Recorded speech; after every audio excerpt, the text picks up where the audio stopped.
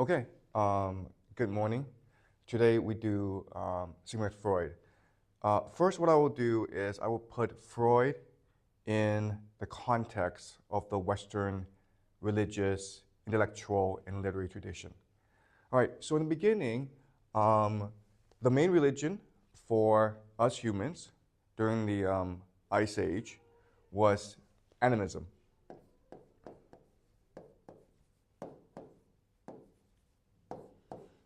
Okay?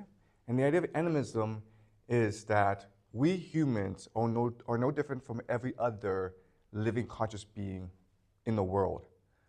We are like the trees, we are like the animals, we're all interconnected together.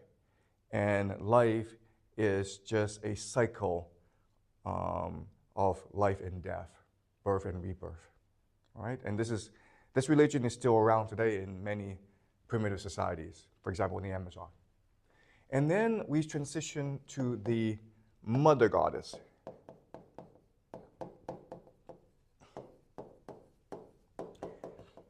So as we became more agricultural, fertility was more and more important. We needed to have more children, and we needed to grow more crops. And so we began to worship the mother goddess. And women were very high status at this stage in history. But as populations grew and towns came into being, they came into competition with each other. And they started to war against each other. And this created polytheism. Polytheism is the idea that each place has its own god that's its patron. And when these places come into conflict and war, the way they settle disputes is the losing party, their god, becomes subservient to the winning god. And this creates the idea of the pantheon that we see in Greek, Roman mythologies, as well as Norse mythologies.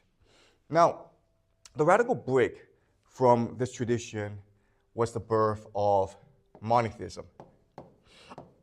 Now, there's going to be a lot of scholarly debate about which was the first monotheistic religion. Some say there are certain Egyptian cults that were monotheistic.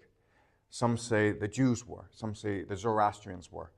In this class, what you learn is actually it was the Christians who were the first true monotheistic religion.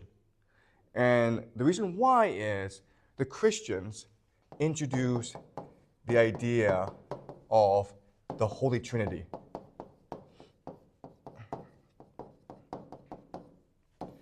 Okay? And remember what the Holy Trinity is. The Holy Trinity, the idea is God, Jesus, and the Holy Spirit.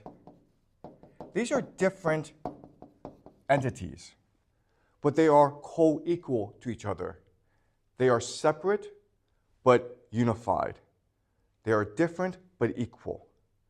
And this idea, it's very hard for us to logically reconcile. The only way for us to understand this is if God is both nothing and everything. Therefore, it excludes everything. There can be no other God with our God. Okay, and this is the idea of monotheism. And the power of monotheism is that for the first time in human history, it creates the idea of the individual. Because when God is everything, you have a direct connection with God. And it removes you from the community. Okay? Now, this will create a lot of problems in the future. But at this point in history, remember, monotheism is being promoted by the Roman Empire as a way to consolidate its rule over its vast territory. At this stage in history, this is not a problem. And the reason why is mediating you and God is the Catholic Church. But not only that, the Catholic Church mediates God for everyone. So in this way, the church creates its own community. Okay, so at this stage in history, This is not a problem. But remember, the church becomes corrupt, and there are many religious reformers who believe that you don't really need the church in order to access God. In fact, you have a moral imperative to access God directly through the Bible. You have to read the Bible by yourself, and you have to interpret it properly. Okay? And so, obviously, the most famous reformer is Martin Luther. Now, this is important because what will happen is, by limiting the church, you create direct access to God, and this creates the idea of crisis in faith. The idea of crisis in faith is, how do you truly know as a person whether or not you love God? And how do you know God loves you? Think about your mother, right? You know your mother loves you, and you know you love your mother, but there are many days when you really hate your mother, and you fight with your mother. Okay, so it's hard for us not to doubt ourselves. And so this creates the crisis in faith because in Protestantism, you are required to show absolute faith and devotion in God. If you doubt, if you hesitate, you will be condemned to hell. Right? So this creates the idea of crisis in faith. Historically, there have been many solutions to this problem. Different prophets have proposed different solutions. So let's look at 3 different solutions. All right? So the first solution is the idea of wealth accumulation. All right? So these are the Calvinists, right? They argue that to show your true faith in God and for you to prove to yourself God truly loves you, you make a lot of money. All right? That is a testament to the power of your faith, wealth accumulation. So that's one solution. It's a very popular solution. It's what gives us capitalism today. The second solution is that of jihad. You will die for your faith. You'll sacrifice yourself to promote the truth of God. All right? That's also a solution. And then there's one more solution that we will discuss today. And it's hard for us to truly understand, so I'm going to take some time to explain it fully, okay? This is the idea of transgression.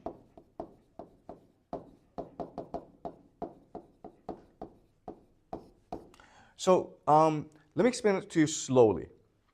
The idea is this. You must demonstrate complete and absolute faith in God to be one of the elect, to go to heaven. To do so, you must demonstrate courage. You must demonstrate fanaticism. The best way to do that is to prove yourself to God by rejecting the laws of man, by rejecting human morality, by rejecting social taboos, by breaking social taboos as you demonstrate your faith in God.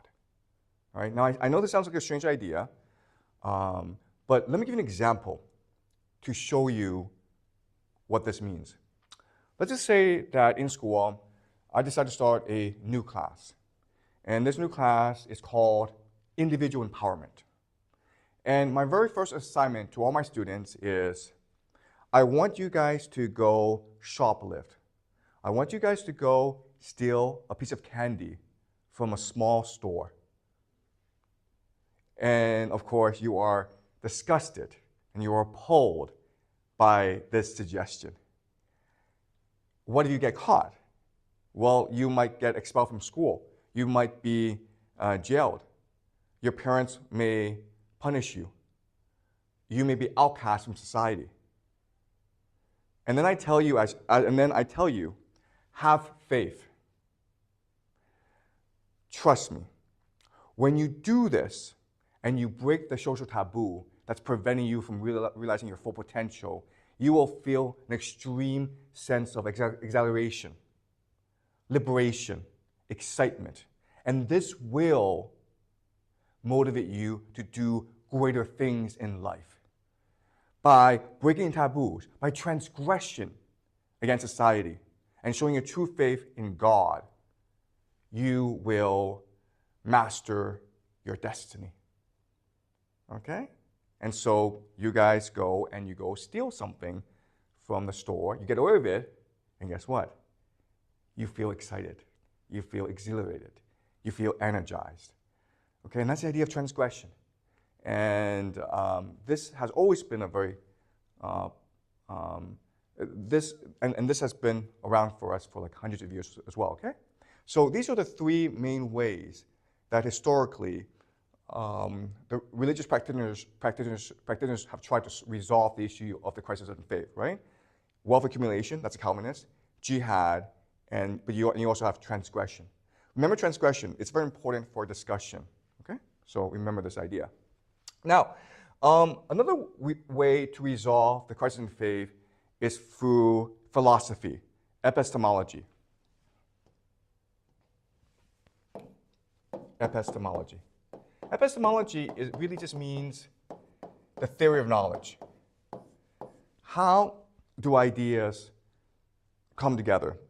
Where does knowledge come from? How do we know what we know, right? Because the crisis of faith is essentially, how do we know?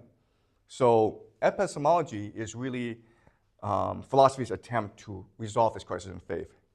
Remember before we discussed Kant. And Kant proposed the idea of active subjectivity. Active subjectivity is the idea that we are not just passive consumers of information. We actively participate in reality. We imagine reality in a way that allows us to understand it. What Kant tells us is we imagine space and time onto reality, which creates a world of appearance for us to understand. The problem with Kant is, what is reality? And Kant doesn't know. In fact, he tells us it is impossible to truly understand reality. And this creates a problem because if that's the case, then how do we know if reality exists or not? It's entirely possible that we are in a computer simulation, right? So Hegel comes along and resolves this issue by introducing the idea of the Geist, okay? The Geist, the spirit, the mind. He argues that this is the manifestation of God that is the underlying basis of all reality. And from this reality comes the material world. What will then happen is that Marx will come along and he will argue that Geist is really history. Hegel believes that the Geist is in a process of reconciling itself with the world. It's becoming the world, and it's bringing us along with it so that one day everyone will achieve full enlightenment.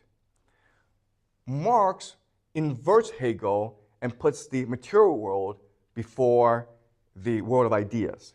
And he argues that history, it is a movement of class struggle.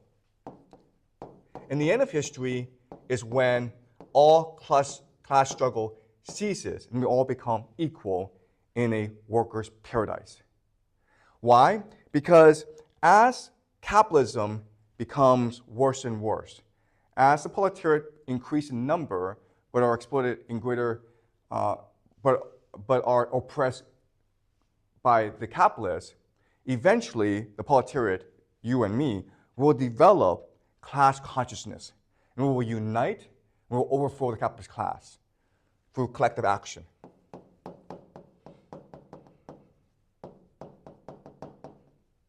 Okay? So this is Marx.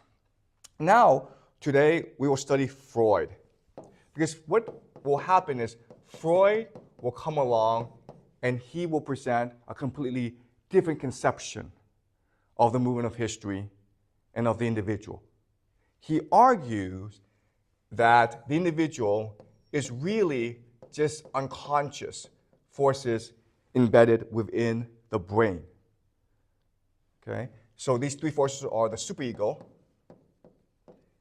the ego, and the id. The ego is who we think we are. The superego are these social forces that act upon us. And the id are these hidden sexual urges. And what he will argue is actually these hidden sexual urges are the true foundations of who we are as well as of civilization. And he names two of them, okay? The first is what is called the Oedipal. The Oedipal complex. And the second is Electra complex. So remember that Oedipus is a character from Greek mythology, a king who killed his father and married his mother. Electra is also a character from Greek mythology, a woman who wanted to kill her mother and marry his father. Okay, Electra is from the Aeschylus play, the Oresteia. Freud was remarkably well read in Greek mythology as well as world literature. So he argues these are the two fundamental bases of who we are. If you're a man, you have the Oedipal complex. If you're a woman, you have the Electra complex. Okay? Now, this is all strange because Kant makes sense, Hegel makes sense, Marx makes sense, and they all seem to flow from each other. And then you have Freud. Okay? So the question then is, where did he get this idea? Where's this from? How did he develop this idea? All right, so we'll look at this question in great detail today. All right, so everyone sort of knew that Freud's theory of the unconscious is problematic. And he had a very famous student, his best student, his heir apparent, named Carl Jung. And Carl Jung really saw Freud as a father, and he worshipped Freud. And he wanted to improve on Freud's theory of the unconscious. And over time, what Carl Jung will do is he will systemize this idea. Okay, so for Carl Jung, we have the ego. And the ego is made up of two forces, the conscious force and the subconscious. The subconscious is also divided into the personal as well as the collective. Sorry, it's not subconscious, it's unconscious, okay? Unconscious. So the personal and conscious are just our memories, our experiences. The collective unconscious is the collection of all society's memories and experiences. And they are captured and expressed whenever we engage in society. When we eat the food, when we talk to people, when we watch movies, when we read books. Okay? The collective unconscious is embedded through society. You breathe it like you would breathe air. Okay? So, Jung also says that we have the animus and the anima. In other words, we are made up of two opposing forces, the male and the female. There's a duality to us. So when we meet people, the ego projects a persona. Okay? The persona is just basically our best self in a certain social context. So in school, you're a student, and you try to be the best student. At home, you're a daughter. At McDonald's, you're a friend. Okay? So you are different personas in different social contexts. Now, we try to project our best self, but we are made up of a lot of bad memories, bad thoughts. So the ego suppresses the worst aspects of us in a shadow form, okay? So the shadow is really the alter ego of the ego. And this Jung argues, is what is called the self. All right. And what he tells us is life is a constant process of self-discovery. If you truly want to master yourself, you must discover who you are, and that will take a lifetime of self-exploration guided by a psychotherapist. All right, and this sounds much more logical, right? And it's become really the standard model for modern-day psychology. Now, you would think that Freud would be happy that Carl Jung came up with this new idea on how to improve his theory. But Freud was infuriated that Jung would question his theory. In fact, Freud was notorious for being a control freak. He excommunicated Jung, refused to have anything to do with him. In fact, everyone in the community around Freud would now distance themselves from Carl Jung, and there would be no reconciliation between the two ever. And that's why Carl Jung had to go and develop this theory. Okay, so and it's strange because all Carl Jung is trying to do is improve Freud. So that gives us a second question: why was Freud so afraid of criticism? Why was he so secretive? All right. And then the third question that we will look at today is, why did this idea become so popular? In fact, the ideas of Freud and Carl Jung will become the basis of a major cultural movement called Modernism. And Modernism is the cultural movement that we still live in today. Now, there are many different definitions of modernism, but for us, the easiest definition is cult of the self. We live in a world, in a society, in a culture that's obsessed with ourselves, with self-improvement, with self-empowerment. All right? So we will look at where this came from, okay? So the three questions we're looking at today is, first of all, where did Freud get this idea for the Oedipal complex?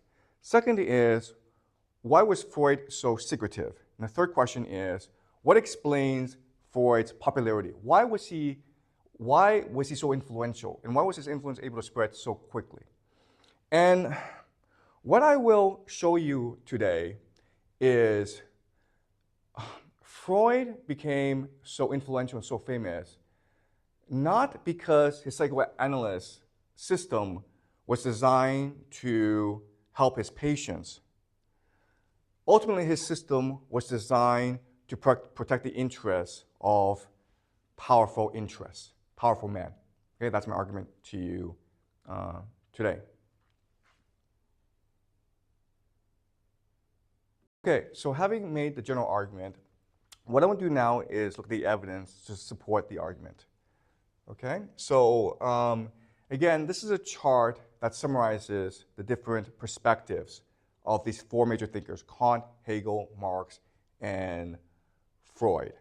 Okay, so to summarize the main ideas, Freud believes that our sexual urges is what underpins our identity as well as civilization.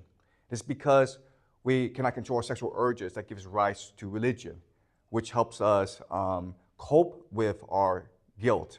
Okay? He also believes that truth lies in our suppressed memories. And in his framework, God has abandoned us. There's really no God in his system. We are left to fend for ourselves. We are left to deal with the trauma of being alone. All right, so let's put Freud in his historical context. So Freud lived and worked at the end of the 19th century, primarily in Vienna. And at this time, Europe was going through fundamental social, cultural, economic, political change. We were transitioning from the pre-modern era to the modern era. Before, we lived primarily in towns and villages where we dealt with each other emotionally. And we had a purpose in our community. But when we moved to the cities, it is money and the clock that regulates our life. And it's still true today, right? So when you come to school, what controls your behavior? It's your grades as well as the clock, right? If you are late for class, if you're absent, then your grades get deducted, right? So it's the same concept as we have today. All right. Now, because of these social changes, two new fields, sociology and psychology, are developed in order to try to understand what these changes mean for us as humans. So in the field of sociology, there are three major thinkers, pioneers of this time: Max Weber, Emil Durkheim, and this man, George Simmel. And George Simmel wrote a wonderful essay called The Metropolis and Mental Life, in which he describes what the impact of moving to the city has on people. Okay, so we'll just read a couple sentences. Instead of reacting emotionally, the metropolitan type reacts primarily in a rational manner, thus creating a mental predominance through the intensification of consciousness, which in turn is caused by it. Thus, the reaction of the metropolitan person to those events is moved to a sphere of mental activity which is least sensitive and which is furthest removed from the depths of the personality. Okay, so let's use a metaphor. Let's think of food. When you're in the village, you grow your own food, and then you make the food, you eat it, and that's it. Okay, you know exactly where the food comes from, you know how it's made, and you're not really curious about the food. But the wonderful thing about the city is you get exposed to all different types of cuisine, all different types of flavors, and that excites your imagination. You're much more curious about it, right? You want to know where this food is made. The problem, though, of course, is this is all an abstraction. You have absolutely no idea where the food comes from. You have absolutely no idea where the food is made. And quite honestly, you don't even know if the food is healthy for you or not. Okay, so the city life is a higher abstraction. And of course, today we have the internet, which is even a higher abstraction, okay? So you go from the village to the city, now to the internet. Of course, this creates a lot of problems for people because this transition causes psychological issues. And the three major psychological issues are enemy, okay? And what this means is, before in the village, you know exactly what to do. But you move to the city, there are different rules, and it confuses you. For example, in the village, if someone punches you, you punch back. And then afterwards, you become friends. In the city, if someone punches you and you punch back, you both go to jail. So it's confusing for people. Okay? Alienation means that you have absolutely no freedom in the city. You work from 9 to 5. You get up at 6 o'clock in the morning, get on sub at 7 o'clock, then get to work at 9 o'clock. Then you get off at work at 5 and get home at 10 o'clock, okay? So everybody's the same regulated life. And you lack freedom, okay? That causes alienation. The last idea is disenchantment, where you feel as though you are just a machine and you have lost human agency. Okay, so this creates lots of psychological issues. And that's why at this time, psychology is becoming much more popular. This is Sigmund Freud, and he was a very ambitious medical student who became a psychologist. And he started to see patients. And these patients were often young women who were historical. Historical is not a word we use anymore, but back then it just meant that they couldn't control their emotions. They were prone to outbursts, crying. When they saw a man, when they were touched by a man, they screamed, they cried. They couldn't form healthy relationships. Okay? And so Freud was tasked with figuring out why this was happening and trying to help these women. And he spent a lot of time with these women, and he did something pretty novel at the time, which is he just won their trust and asked them directly, why are you like this? And the woman, after many sessions, after becoming friends with Freud, they start to confide in Freud, and they told him the truth, which is, I'm hysterical, I'm afraid of men touching me because when I was young, my father abused me. And Freud, at first was shocked. I think everyone would be shocked. But over time, he would hear this story from so many different patients with the same symptoms that he concluded that they must be telling him the truth. And he wrote a very famous paper in 1896 called The Etiology of Hysteria. Etiology means origins, okay? And in it he says, my previously communicated assumption that trauma, specifically sexual trauma, cannot be stressed enough as a pathogenic agent was confirmed anew. Even children of respected, high-minded, parental families fall victim to real rape much more frequently than one had dared to suspect. Either the parents themselves seek substitution for their lack of satisfaction in this pathological manner, or else trusted persons such as relatives abuse the ignorance and innocence of children. Okay? So he's arguing that abuse is much more common than we are led to believe. Even those that we think are pillars of society engage in this sort of abuse. So what he's doing is that he's becoming an advocate for these women. He's telling the world they're not crazy, they're not being hysterical, they were traumatized, and that's why they're behaving like this. If you got hit by a car, your leg wouldn't, you wouldn't be able to walk. Well, these women are the same way. They were traumatized physically when they were young, and that's why they are behaving like this. That's why they have problems forming these emotional bonds with others. The symptoms of hysteria are determined by certain experiences of the patients which have operated in a traumatic fashion and which are being reproduced in his psychological life in the form of mimetic symbols, okay? So what he's saying is, this is not made up in the mind. This happened physically, and then it gets represented in the mind. So that's Freud arguing for his patients. Now, let me introduce you to a man named Jeffrey Masson. And he wrote a book called The Assault on Truth. His story is this. He went to Harvard, and he became very interested in psychoanalysis. And he began to study it. And he became friends with Anna Freud, who is Sigmund Freud's daughter. Anna Freud thought very highly of him. And she trusted him with the letters of Sigmund Freud. And before, this was not open to the public, and no one knew about these letters. But Jeffrey Masson spent years going over the letters. And what he discovered shocked him. The early Freud and the later Freud are two different people. They have two different theories about trauma and abuse.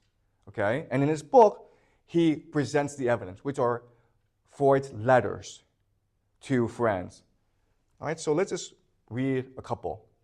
This is early Freud. I therefore put forward the thesis that at the bottom of every case of hysteria, there are one or more occurrences of premature experience, occurrences which belong to the earliest years of childhood.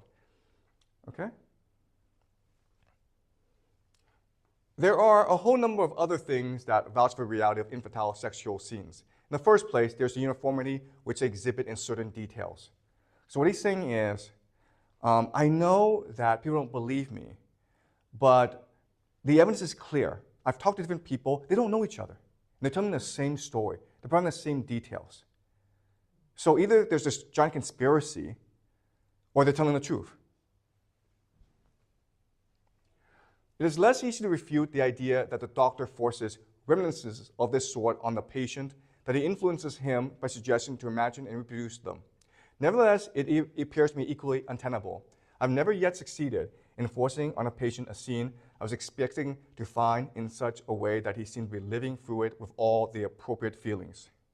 Perhaps others may be more successful in this. When you read Freud, you see him as a very clear, as a very nuanced, as a very balanced thinker.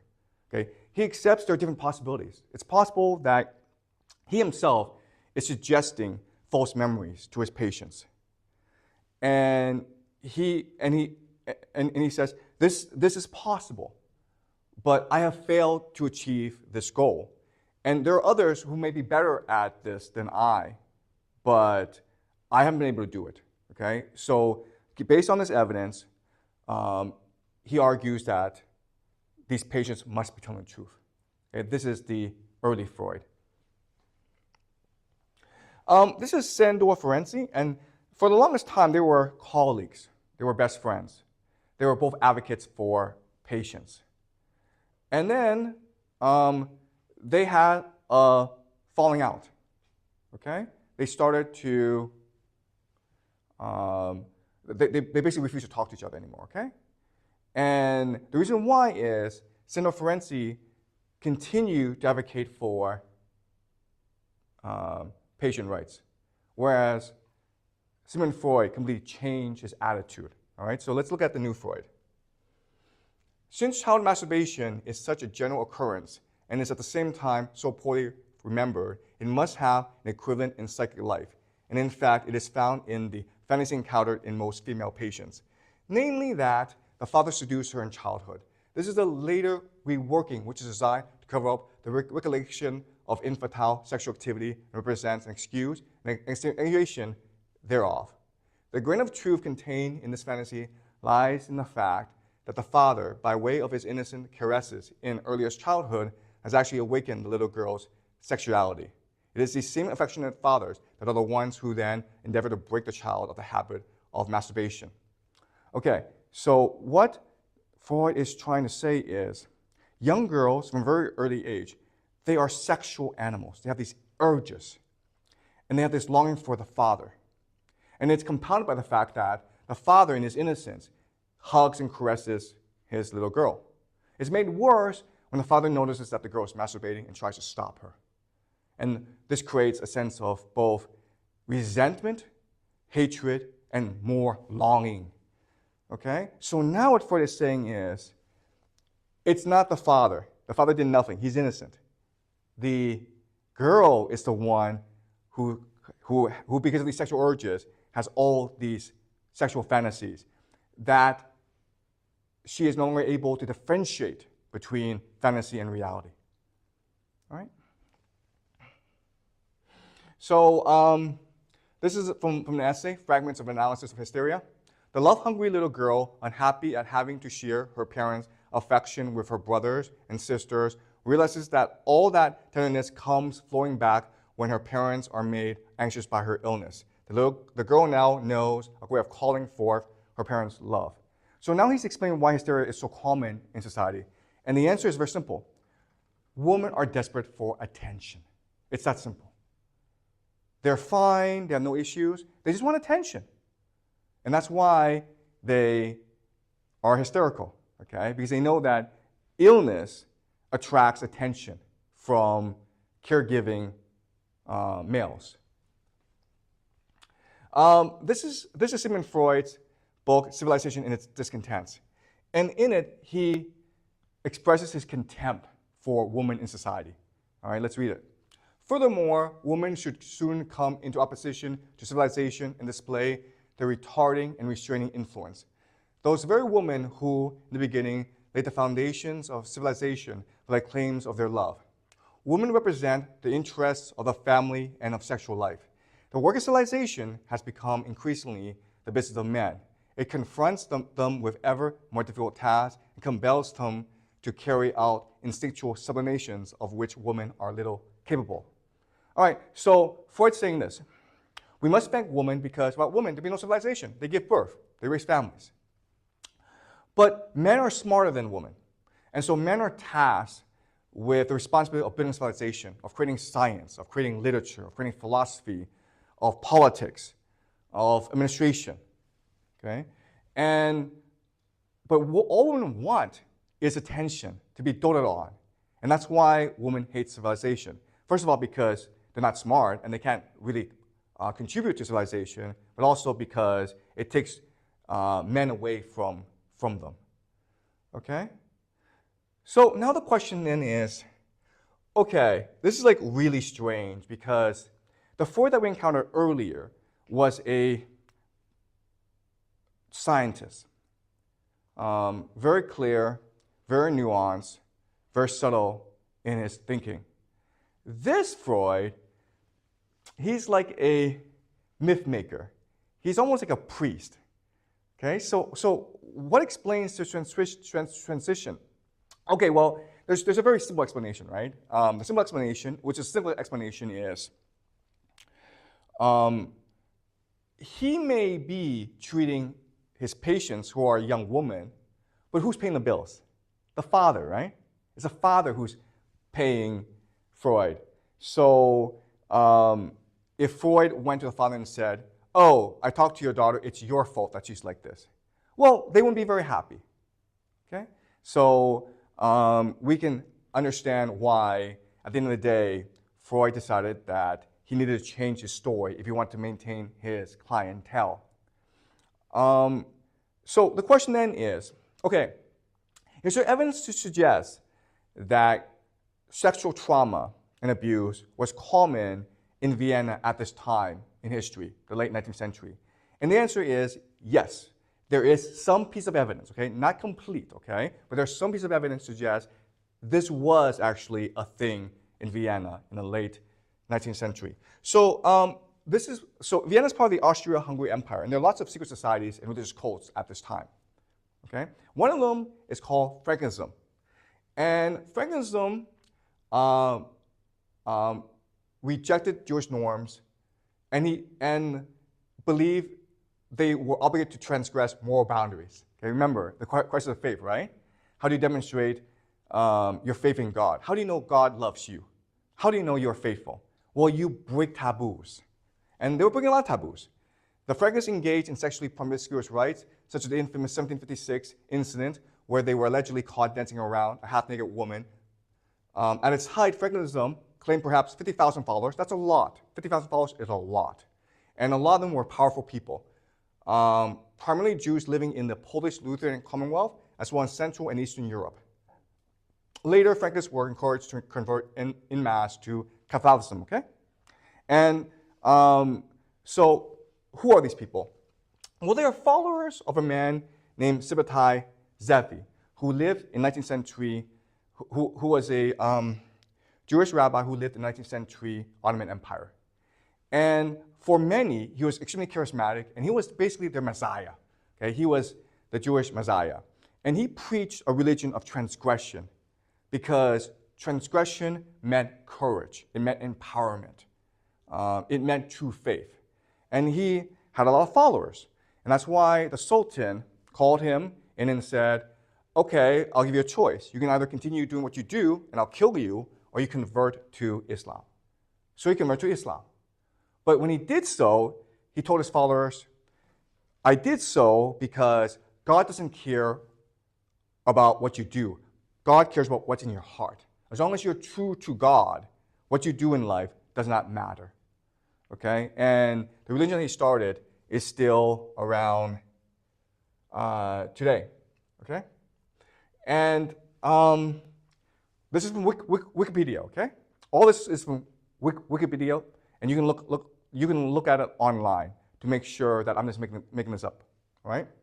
So as part of this movement, I mean, you can read this, right? All right. Sexual abuse was actually pretty common.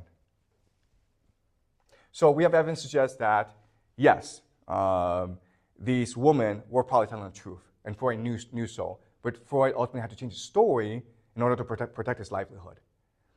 Okay, but there's also another reason why Freud had to change his story. Okay, and it has to do with a man named Ignaz Semmelweis. Ignaz Semmelweis lived in 1840s Vienna. And he was a doctor who worked at Vienna General Hospital. And he was in charge of 2 maternity clinics, places where women gave birth. Same hospital, same staff, but the mortality rate at the second clinic was much higher than the first clinic. Women could die giving birth because of fever. So 10% of women were dying in the second clinic, and only about 3% were dying in the first clinic. So Ignaz Semmelweis, he was appalled by this. And so he launched an investigation as to what was happening. And he spent 7 months, a long, long time, trying to figure out what was happening. And he looked at all different possibilities, including weather, including treatment, including personnel, everything, okay? And then he had a radical breakthrough. He had an insight, which is this. In the second clinic, it was a teaching hospital. So doctors would in the morning work with cadavers. Okay, they would show students how to dissect cadavers, and then in the afternoon they'd go and deliver babies. And Semmelweis, he didn't know why, because at this time germs were not a thing. People didn't know about the existence of germs. He didn't know why, but he theorized that there could be a connection. So he created a protocol. He basically had everyone wash their hands using a formula of water, chlorine, and lime. And we still use it today, exactly the same formula today. And so he tried this protocol, and it was a miracle because after people started to wash their hands, no one died in childbirth anymore. And Semmelweis, being a rigorous scientist, he collected all this data, conducted a lot of experiments to prove this had to be true, that washing your hands could save lives. And then he presented his findings to the staff, the doctors of Vienna General Hospital, believing that they would praise him and then promote this all throughout Europe in order to save as many lives as possible. Instead, the doctors told him they had to keep this quiet. They'll promote Semmelweis, they respect him, and he did amazing work, but if word came out that this was true, then people would know that they were responsible for the deaths of these women before, and their reputation would be in tatters. And then Semmelweis, of course, responded by, yes, I understand that, but if we don't publish our findings, if we don't let the world know about this, more women are going to die in childbirth. And they fought for a long time, years and years.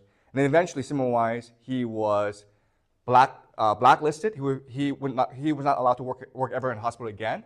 And then ultimately, he was confined to an insane asylum where he was killed by the guards.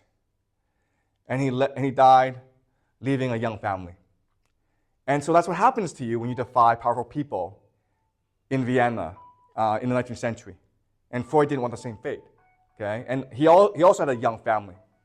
So this story is horrible, but if you don't believe me, you can go on Wikipedia, okay?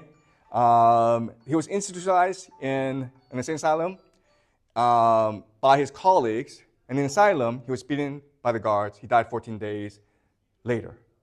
All right? So this is the fate that will happen to you in Vienna if you defy powerful people.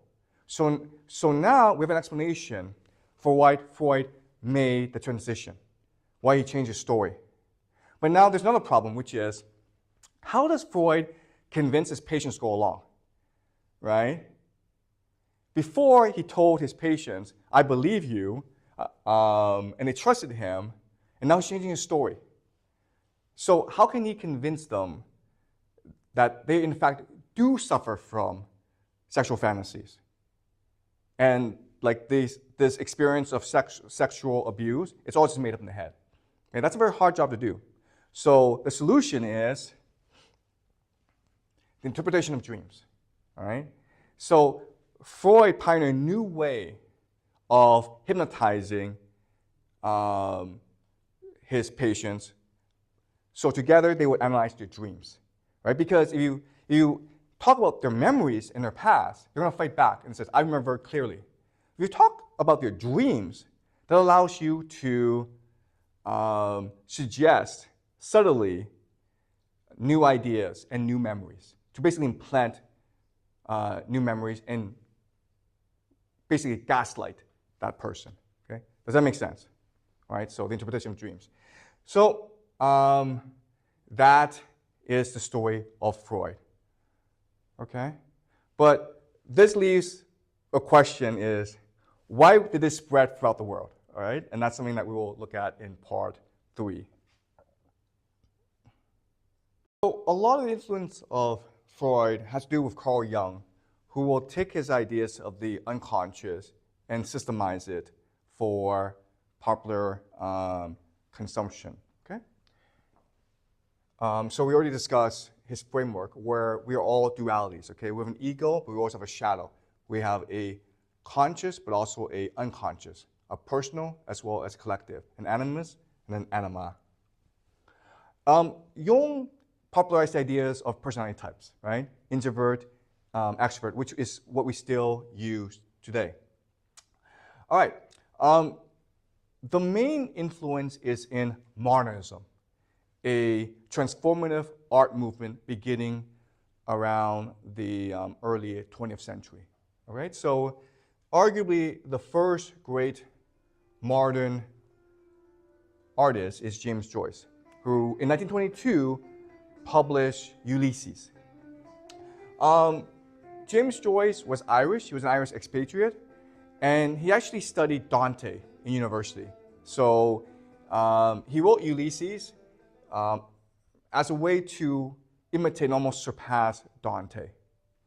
And of course, Ulysses refers to Homer's Odyssey. Now, we're going to read a passage from Ulysses to understand the power it's writing. Okay? Immutable modality of the visible, at least that, if no more, thought through my eyes. Signatures of all things I'm here to read, see spawn and see rack the nearing tide that rusty boot. Stark green, blue silver, rust, colored signs, limits of the Danfan. But he adds, in bodies. Okay, what does this mean? I have no idea. All right, I have no idea. I can explain to you Dante, I can explain to you Homer and Shakespeare, but I struggle with James Joyce. And there are two reasons why. Okay, the first reason is he was a singer, so you have to read what he writes as though it's music. Okay, it's meant to be read out loud, so it's musical, and that's really the power of his writing. He's more focusing on the style rather than the substance. Okay, that's the first thing. Second thing is that he was extremely well read, and everything that he writes, in every sentence, there are multiple allusions and references to other books. Okay, so you must have read what he read. You must have experienced what he experienced in order to understand him. And there are those who argue that Ulysses is the greatest book in the world. In fact, if you go online, you just Google the best book ever written in human history, James Joyce is up there, okay? Ulysses is either number 1 or number 2 on these list of 50 best books in human history. And there are many who tell me, yeah, James Joyce is hard, but if you just spend the time to go over what he's writing and connect the references, you will have a transformative intellectual experience. Okay, it's almost like doing a jigsaw puzzle. And that's all true, okay? But think about what they're saying. What they're really saying is that James Joyce believes that he is God. He has the mind of God. And if you spend the time to understand what he writes, and it might take you years, decades, okay, you will access the mind of God. That's very different from Dante, which is trying to use poetry to bring people into the mind of God, which is the truth of the world, okay? Dante is a lot more accessible than James Joyce. So let's look at the differences. Modern literature, as represented by Ulysses, it is elitist, it's self-referential, okay? It just has a lot of allusions and references, but you actually don't know what the meaning is. Like, what is the bigger story here? And it's using something called stream of consciousness writing, which is it's trying to capture the mind as it thinks and works, okay? That's different from Homer, who was very democratic. He was trying to bring beauty and truth to the people through epic poetry, okay? So starting with modern literature, we have this abrupt change in the nature of literature. Before, it was about empowering people to seek the truth for themselves. Now, modern literature, it's really just this very elite club of very arrogant, haughty people, okay? James Joyce was good friends with Virginia Woolf. In fact, Virginia Woolf actually published James Joyce. In 1927, Woolf published a book called To the Lighthouse, and it's probably her most famous work. And in it, she's also trying to respond to Joyce. To the Lighthouse, it's very much based on Homer's Odyssey. And it's extremely well written, okay? Let's just look at what she writes. There were the eternal problems, suffering, death, the poor. There was always a woman dying of cancer even here. And yet she had said to all these children, you shall go through with it. To 8 people, she had said relentlessly that, and the bill for the greenhouse would be 50 pounds. Okay, so what she's doing is she's reading a book, and she's thinking about the issues raised by a book, but she's also thinking about life. Like, oh, I have to go and do something, okay? And that's really how our minds work. So this captures really well stream of consciousness thinking. And she's heavily influenced by Freud, right? She's trying to go into the unconscious and trying to figure out how the unconscious works. The Lighthouse is really about memory, about perception, about remembering, all right? But again, it's extremely self-indulgent, and it's inward-looking. And it's and again, it's a radical departure from traditional literature. So let's compare modern literature with Dostoevsky. Remember, before we discussed Dostoevsky. For Dostoevsky, the heart is a deep, impenetrable ocean, and our psychology responds to external events. We live in the world and respond to the world. We must surrender ourselves to others to seek salvation and redemption. We cannot rely on ourselves to forgive ourselves, to love ourselves. We must rely on others. We are in a community of people, okay? So these are the truths of Dostoevsky. When we get to modern literature, self-discovery will allow for self-mastery. Our psychology responds to suppressed memories. We can be our own salvation and redemption. It's too optimistic. It's too positive, okay? It's saying that, hey, if you're poor, don't worry about it. As long as you think happy thoughts, you'll be good. Okay? This idea of positive psychology, right, that we have today. Carl Jung and Sigmund Freud also had a major influence on Pablo Picasso. And you can see it from his painting, Head of a Woman, okay? Now, what you will notice is it's a cubist portrait of a woman, but if you look further, it's actually 2 people as well, okay? And so what this is doing is it's visually representing the theory of the self as presented by Jung, okay? So do you see the similarities? Great. Okay, so why is this art spreading throughout the world? Well, I mean, not to be a conspiracy theorist, but let's look at an article, right? Was modern art really a CIA psyop? All right, so this article is from JSTOR, which is an academic journal, very mainstream. And let's read what it writes. In the mid-20th century, modern art and design represented the liberalism, individualism, dynamic activity, and creative risk possible in a free society. Okay? So in other words, right now, the capitalist West is at war with communism. 1920s, 1930s, 1940s, communism is spreading all around the world. It's very popular among people. It calls for collective action. So the capitalist West, the powers that be, they're spreading Freud. They're spreading Joyce. They're spreading Woolf. They're spreading Pablo Picasso. They're spreading all this art, this modernist art, in order to create a cult of the self. Because if you believe in the cult of the self, if you believe that you are the source of everything, then you're not capable of collective action. Okay? So in many ways, this is a response to the problem posed by communism. And this will be obviously most obvious during the Cold War. Okay? Does that make sense? All right. So why would that be bad? Why would the cult of the self be bad? Well, this is Mikhail Buchanan, and he explains it very well in his writings. Okay? So let's read really quickly what he wrote. Everything human in man and freedom above all is a product of a social collective labor. To be free in absolute isolation is an absurdity invented by theologians and metaphysicians who have replaced the society of humans by that of God, their phantom. To say that each person feels free in the presence of God, that is, the presence of absolute emptiness, nothingness. Freedom in isolation, then, is the freedom of nothingness, or indeed the nothingness of freedom, slavery. God, the figment of God, has been historically the moral source, or rather, the moral source of all slaveries. So what he's saying is, the radical turning point in human history is the invention of Christianity, because it gives us the idea of individualism. And we think that's a good thing because we're taught that individualism means free choice. It means freedom. But what he's saying is, that's an absurdity. We only have freedom from our community. We only have freedom if others are free around us. If we are free, but no one else is free, then we are slaves as well. So because individuality prevents us from working with others, from loving others, then that makes us slaves to ourselves. And that allows for the powers that be in society to better control us. Okay? And so what he's saying is Christianity is a slave religion. All right? It was designed to make us all into slaves.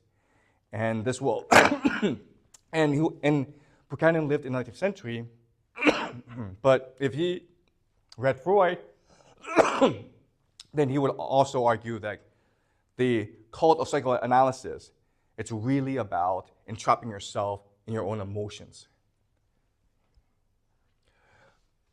As for us, we want neither phantoms nor nothingness, but living human reality. And we recognize that man can feel free, be free, and therefore can achieve freedom. In order to be free, I need to see myself surrounded by free men, and be recognized as such by them. I am free only when my individuality, reflected in the mirror of the equally free consciousness of every individual around me, comes back to me strengthened by everyone's recognition. Okay? So what he's saying is this: if you want to be happy, if you want to be free, care about others, be kind to others, work with other people, sacrifice your own self-interest for the self-interest, for the greater good. Okay? That is what will make you really happy. And that's generally true because, think about this, okay? If you're by yourself, will you be happy? Probably not. But if you have a family, you have kids, you don't have any freedom, but you're a happier person. In many ways, you're a more free person because you have better control of your emotions. You have more purpose in life. All right, so let's bring this to the present day. Social media. What social media is, it is the democratization of the cult of the self. Before, only the wealthy could enjoy the cult of the self, right? Only the wealthy could take the time to self-indulge. But now, with social media, everyone can participate in the cult of the self. And that has led to a global epidemic of depression, okay? So look at year 2015. You see this huge spike in depressive symptoms because 2015 is the year when we had access to smartphones, right? So now young people feel they can't do anything right. Life is not useful, and I do not enjoy life. Okay, this huge spike, which has led to a huge spike in suicide, all right? And this is happening throughout the world, not only in North America and Europe, but also in Latin America and East Asia as well. So the cult of the self, which originated in Europe, has now conquered the world through technology. All right? So that's it. All right? So the answer to the three questions. The first question is, where did Freud get his idea? Second question, why did Freud break with Jung? The third question, why is Freud's idea so popular today? Okay? Well, it's all to serve the interests of the powerful. And that's the world we live in today. And the only solution moving forward is if we rediscover our humanity, if we are able to find the courage to care about others and put the interests of others before our own interests, we ourselves must choose to kill the cult of the self. Okay? All right. So next class we will do nationalism. All right?